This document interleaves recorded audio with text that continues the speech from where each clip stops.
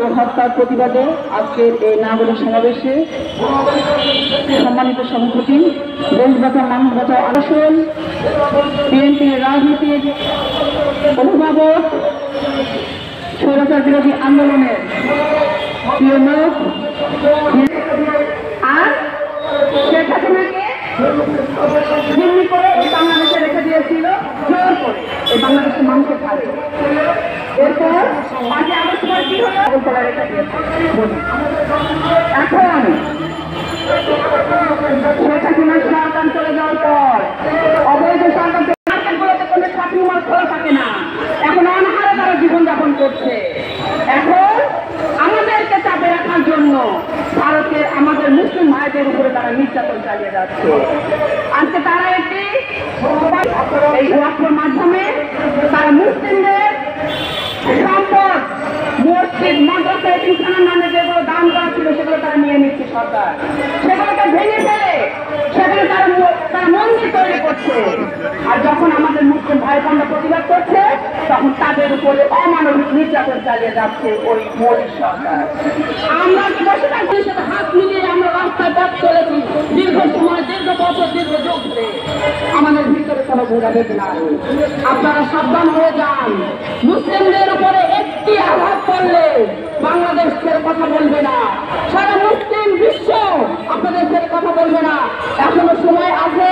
মুর্শিদাবাদ থেকে শুরু করে যতগুলো রাষ্ট্রে আমার ভাইদের উপরে যতগুলো নির্যাতন চলছে আপনারা বন্ধ করুন। আর এখন তো খেলা মাত্র শুরু, একটার পর একটা সেই চুক্তিগুলো অসমার চুক্তিগুলো ধরা হচ্ছে। ভবিষ্যতে লেনদেন করবো আপনাদের সাথে নয়, আমাদের সাথে আসতে হলে বন্ধুত্বপূর্ণ সম্পর্ক নিয়ে আসতে হবে। সকলকে অসংখ্য ধন্যবাদ।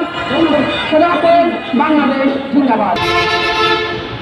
বিভিন্ন মিডিয়ায়, এমনকি ভারতের মিডিয়াও আসছে যে কিভাবে সেখানে মুসলমানদের উপরে অত্যাচার, নিপীড়ন, নির্যাতন করা হয়েছে।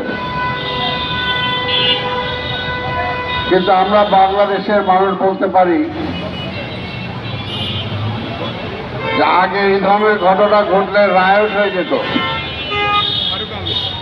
পাকিস্তানের আমলে যদি আপনারা দেখেছেন যে 5 আগস্টের পরে ভারতের বিভিন্ন মিডিয়ায় প্রচার করার চেষ্টা করেছে যে এখানে নাকি হিন্দুদেরকে নিধন করা হয়েছে, অত্যাচার করা হয়েছে, বাড়িঘর জ্বালিয়ে দেওয়া হয়েছে। সম্পূর্ণ একটা মিথ্যা বলে তারা দেশে একটা অরাজকতা সৃষ্টি করতে চায়। কিন্তু আমরা সেই সময় বলেছি, এখনো বলি, বাংলাদেশের মানুষ ধর্মীয় সম্প্রীতিতে বিশ্বাস করি আমরা। কিন্তু ভারতে যদি একের পর এক এই ধরনের ঘটনা ঘটতেই থাকে, তাহলে যদি এক সময় এটা ধৈর্যের বাঁধ ভেঙে যায়, তাহলে সেটা যেন দায় দায়িত্ব কে দিবে? তার তো বৈধতা নাই। আরো আওয়ামী লীগের যারা লুটপাট করে বাংলাদেশের ব্যাংক খালি করে টাকা পয়সা নিয়ে গেছে, তারাও তার অবৈধ। তাহলে কি টাকার কারণেই তাদেরকে পুশিং করতেছেন না? জানাচ্ছি বিগত 17 বছর ফেসিস্ট হাসিনা সরকারের এবং মুসলমানদের বাড়িঘর লুটপাট করছে। আমি নরেন্দ্র কসাই নদীকে বলতে চাই, 1947 সালে মৌলানা আবুল কালাম যে বক্তব্য দিয়েছিলেন, সেই বক্তব্যে ভারতের মুসলমানরা একত্রিত হয়ে তারা পাকিস্তানে যায় নাই, তারা ভারত প্রেমী, তারা ভারতের দেশপ্রেমী হিসাবে সেদিন ভারতকে রক্ষা করেছিল। এই গুজরাট সকল কিছু এই মুসলমান ভাইদের কারণে হয়েছিল। আর সেই মুসলমানদেরকে আজকে নির্যাতন, নিপীড়ন, হত্যা আপনি করছেন এবং তাদের 100 বছরের মসজিদ, মাদ্রাসাকে ঘুরিয়ে দিয়ে এই এশিয়া মহাদেশের দ্বিতীয় ইসরায়েল হলো ভারত।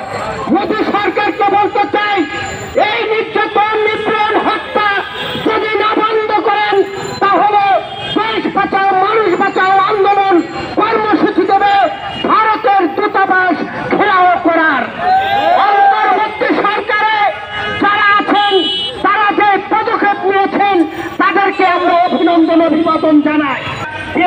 ভাইস চেয়ারম্যান জননেতা জনাব শামসুজ্জামান বাবু ভাই।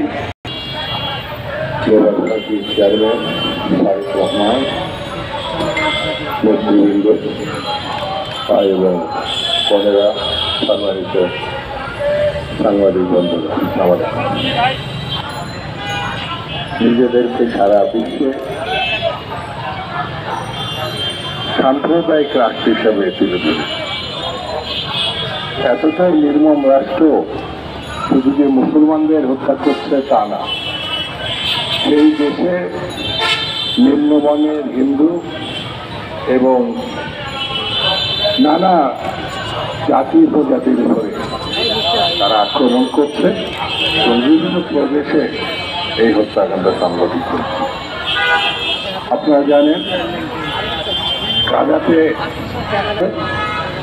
ইসরায়েলের বন্ধু রাষ্ট্র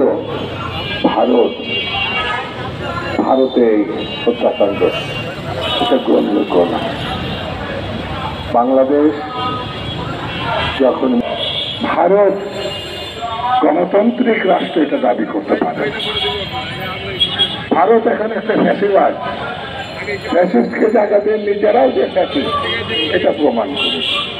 সেই জন্য আমি বেশি কথা হচ্ছে আপনাদের বলবো না, শুধু এতটুকু বলি, আমরা এই ফ্যাসিস্টকে রুখে দিয়েছি, আমাদের দেশে তার জায়গা হয় নাই, তাকে আমরা তাড়িয়ে দিয়েছি। সে জীবন বাঁচানোর জন্য বলছে পালিয়ে গেছে, জীবন বাঁচানোর জন্য না, তার আসল ঠিকানাই হচ্ছে ভারত,